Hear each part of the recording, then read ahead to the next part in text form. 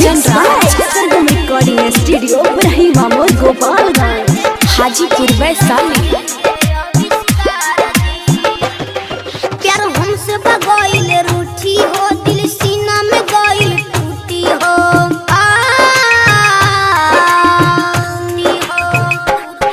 प्यार हमसे बगैल रूठी हो, दिल सीना में गइल टूटी हो। रुका तारे नहीं आंसुओं की धार जी, काहे कैनी राम दिल के आविष्कार जी। रुका तारे नहीं आंसुओं की धार जी, काहे कैनी राम दिल के आविष्कार जी। काहे कैनी राम दिल के आविष्कार जी।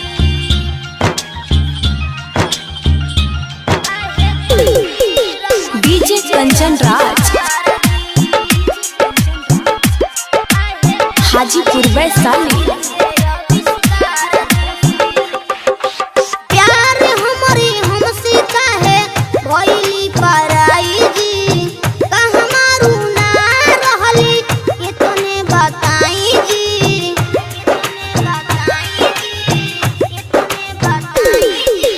प्यार हमारे हमसे काहे भइली पराई जी, कहाँ मारू ना रहली कितने बताई जी। हमसे खत्म काहे कइली प्यार जी, काहे कैनी राम दिल के आविष्कार जी। हमसे खत्म काहे कइली प्यार जी, काहे कैनी राम दिल के आविष्कार जी। काहे कैनी राम दिल के आविष्कार जी।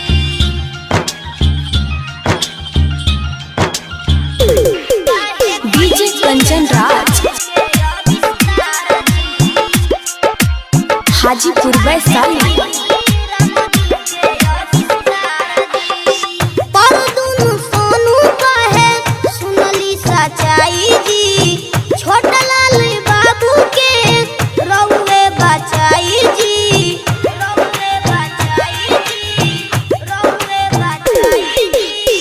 पर दुनु सोनू के सुनली सच्चाई जी, छोटा लाल बाबू के रउए बचाई जी। लगता